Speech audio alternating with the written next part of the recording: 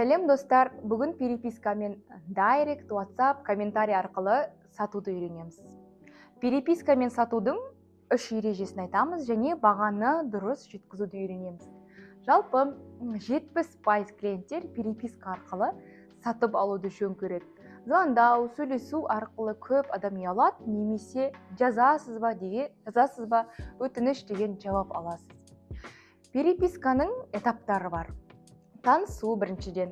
Ол дайректке жазса, сіздің номеріңізді бола ма, сізге толығырақ түсіндіріп шығуым керек деп номерін алып аласыз. Кейбіреулер болады, жоқ, инстаграммен маған ыңғайлы, осы жерде заказ қабылдай бересіз ба дегендер. Себебі оған тезірек керек болғаны белгілі болады. Сол үшін дайректте қалып қоятындар да бар.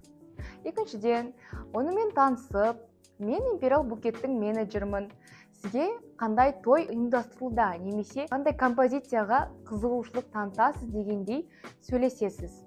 Үшіншіден, оның қызығушылығын танытамыз. Қазір осындай тойбастарлар өте хит болып жатыр. Клиенттеріміз де өте риза дегендей, осындай сату арқылы сатсаңыз да болады. Бізде BBC техникасы болады. Ол дегеніміз боль, клиенттің болын анықтау, не керек екенін анықтау. Екінші, бюджетін анықтаймыз. Үшінші, срогын сұрау. Қай уақытта той, сізге бұл композиция сағат нешеде керек деген секілді. Төртінші, анықтап алғаннан кейін оплатаны қабылдау. Барлығын шешім қабылдап, давайте сізге счетын оплату жіберейін, немесе карта номеріңізді жіберемін, төлемді төлей берсеңіз болады деп жалғастырамыз. Оплатасын алдыңыз, болмаса предоплата қабылдайсыз. Заказын қабылдап жасап, доставкаға жібереміз. Ол ең соңғы бізде отзыв алу.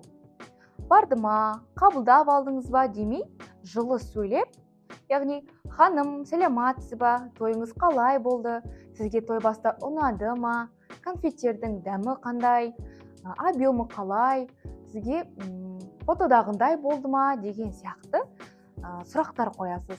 Ол сізге қуана бірден жауап қайтады. Және де переписка мен сатудың, яғни жазудың 4 ережесі бар. Осы ережелерді қолданатын болсаңыз, кез келген продажа сіз үшін оңай болады. Особенно қымбат набор сатып алатын клиенттерге жақсы болады. Біріншіден, сіз жүргізушісіз. Әңгімені бірінші бастайсыз, және де соңында да сіз аяқтайтын боласыз. Ой, ол жас адам екен, өзіне керек па, сатып алсын деген ойды мүлдем алып тастаңыз. Қазіргі сіздің мақсатыңыз клиентке сату болып тұр. Алғашқы мерекеде 10 күн ішінде максимально 600 мың, 700 мың табуыңыз керек болады. Сол үшін сіз эгоны жинаймыз да табыс табамыз. Екінші, әр диалогты, яғни сөйлескенде сұрақпен аяқтау. Сөйлесіп жатқанда сізге ұнады ма, мынау сізге ыңғайлы ма, осы жерін қалай ауыстырсақ болады, келіспей тұрған секілді деп сұрақ қою арқылы сенімге кіру, және ары қарай сату. Үшінші, эмоция беру. Диалог болғанда сізді еске түсіретіндей эмоция қалдыру. Көп адамдар бар, жоқ деп жауап береді. Ондай компаниядан ешкім еш нәрсе сатып алғысы келмейді. Осыны еске сақтаймыз. Төртіншіден, ниет. Қарапайым тілде пайдалы болу. Яғни, кез келген клиентке пайдалы болсам екен деп ниеттенсеңіз, продажа болары анық. Оларды өзіңіз секілді қабылдап, тойының жақсы өтуін қалап тұрсаңыз, бұл дегеніміз өте жақсы.